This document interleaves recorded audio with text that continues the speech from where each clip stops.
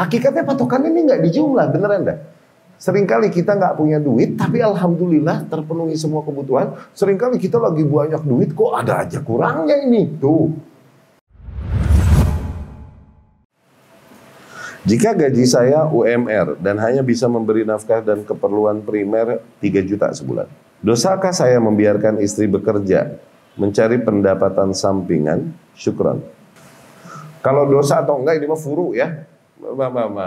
Halal atau haram akhirnya si istri keluar bekerja keluar rumah, oke? Hakikatnya ini pembahasannya ya tentu aja akan banyak ahli ilmu yang sampai kepada pendapat yang berbeda itu terlalu teknis, ya. Tapi mindset yang kita incer di sini mindset. Rizkimu, mau dua-duanya kerja nyesek loh. Berapa banyak kita lihat ini di lapangan? Lakinya kerja, bininya kerja, pinjol mulu. Berapa banyak? Kenapa? Jatah lu. Ya, hitungan dunia kan kalau 1 tambah 1 berarti 2 kan? Iya kan? Hitungan akhirat 1 tambah 1 terserah Allah, jauh bisa minus. Itu hitungan akhirat, hitungan takdir, hitungan rezeki. Itu hitungannya akhirat, nggak matematis. Iya kan? Hitungan dunia 1 tambah 1 kan 2. Tapi hitungan Allah 1 tambah 1 serah Allah. Mau berapa kayak? Enggak ngaruh kepada rizkimu. Kau membiarkan istrimu keluar rumah, akhirnya tidak melayanimu, tidak full all out mendidik, menjaga anak-anakmu di rumah. Kau pikir itu akan memperbaiki kondisi finansialmu? Enggak ngaruh. Jangan dilihat dari jumlah ya. Nanti dilihat dari kebermanfaatan. Bisa jadi masuknya oke lah jumlahnya lebih. Ternyata datang juga kebutuhan yang lebih juga, habis juga segini tuh. Begitu Jal. Sabar dengan yang ada, upayakan apalagi yang kau lakukan selain kau bisa mendapatkan gaji. Apalagi yang bisa kau lakukan di luar gajimu itu untuk mendapatkan penghasilan. Biarkan istrimu di rumah. Kasihan, wanita ini kasihan. Kita lelaki suruh bertarung sama dunia di luar. Kita ini lelaki dengan segala kekuatan akal dan kekuatan fisik ya. Oke? Kita suruh cari nafkah di luar, nyampe rumah suruh jaga anak. Coba. Kuat gak? Padahal kita lelaki dengan semua power dan kekuatan akal kita. Kuat gak kita? Nggak kuat. Dan kita lelaki. Apalagi wanita. Udah disuruh jaga anak di rumah, suruh ngurus anak di rumah, ngedidik anak di rumah, suruh keluar juga dicambuk, suruh nyari duit dan bertarung dengan dunia di luar. Kasihan. Di rumah nih ntar jadi cuma basa-basi aja. Tumpahan emosi di luarnya ke anaknya itu nanti. Emosi di luarnya, tumpahnya ke anaknya itu nanti. Habis anaknya ntar itu. Ya, dikhawatirkan demikian. Aneh nggak mau ngomong halal, haram ya. Cuman aneh ngomongnya mindset. Nggak ngaruh dengan rezeki. Kau pikir 1 tambah 1 2? Nggak ngaruh jauh. Nggak ngaruh begitu. Ya, berapa banyak kita lihat ikhwah dan akhwat dua-duanya kerja, tapi hidup utang dan utang lagi. Karena rezeki nggak kaitannya begitu. Mainan Allah nggak demikian, nggak sesederhana itu. Tempatkan setiap anggota keluarga pada tempatnya masing-masing. Jadilah lelaki yang bertarung di luar dengan dunia. Kurang gaji lo, jangan pulang ke rumah, terus cari. Kenapa bini lu cambuk suruh jadi kebo keluar di rumah kerja nyari duit? Hah? Lu laki cari perapatan, arahin mobil di Jakarta nih Jal, belok bayar. Cari perapatan, arahin mobil, dapet lu recehan pulang. Jangan pulang ke rumah kalau udah tahu gaji cuma UMR, kelar di kantor, jangan ke rumah.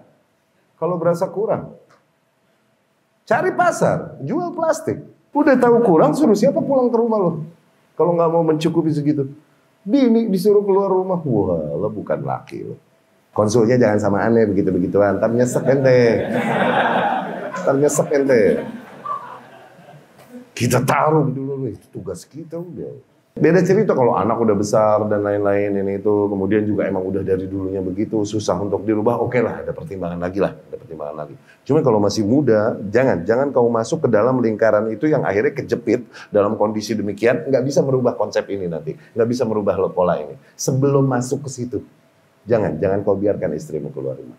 Beda cerita kalau udah kejepit kondisi ini yang akhirnya nekat tuh kalau istri keluar kerjaan berantakan semuanya akhirnya nanti. Ada beberapa udah keburu kejebak dalam kondisi dan konsep demikian ada gak? Ada. Udah. Ya, madharatnya lebih besar nanti kalau dibongkar, direvolusi gitu. Madharatnya. Buat lo yang belum, revolusi mindset lo. Ambil joran, cari ikan. Jual. Suruh siapa pulang kalau tahu kurang. Karena patokannya nggak di jumlah ya. Seringkali nggak di jumlah. Berapa banyak orang 3 juta, tapi ternyata sangat tercukupi seluruh kebutuhannya. Berapa banyak orang 10 juta, 15 juta, berasa kurang mulu. Tuh. Hakikatnya patokannya ini nggak di jumlah, beneran dah. Seringkali kita nggak punya duit, tapi alhamdulillah terpenuhi semua kebutuhan. Seringkali kita lagi banyak duit, kok ada aja kurangnya ini. Tuh. Berarti itu kan ada nilai gaib di balik angka, gitu kan? Ini yang dibilang barakah. Keberkahan. Ya, di antara bentuknya tadi begitu. Datang nih, angka mah banyak datang. Seiring dengan itu ternyata yang ini sakit, yang ini roboh rumahnya, genteng bocor, yang ini. Akhirnya mesti timpa. Ternyata nggak cukup juga, padahal angkanya udah nambah besar tuh. Ada kondisi demikian tuh. Rezeki man. Maka Anda sampaikan, yang udah keburu. Katakan hidayah Allah datang pada kita di usia-usia sekarang, yang udah keburu dalam kondisi ini, udah begitu. Jangan dibongkar. Madharatnya akan menjadi lebih besar. Oke? Terutama wanita-wanita yang udah berada di kondisi menopause. Ya? Yang masih udah banyak pagar-pagar wanita yang dijatuhkan dan diberi toleransi pada dia. Oke? Nah, udah biar begitu. Atau mungkin yang emang udah keburu kejebak di situ, udahlah secara umum. Kalau dibongkar ini nanti, gitu. Cuman ini pertanyaannya dari orang yang istrinya belum kerja nih, belum keluar rumah. Nah ini mindset yang perlu diperbaiki. Ya, bentar, urusan kita itu tanggung jawab kita perang di luar rumah. Jangan suruh istrimu. Ya, didik anak ente pikir gampang, ngurus anak ente pikir gampang, berat itu. Ya, berat itu ya.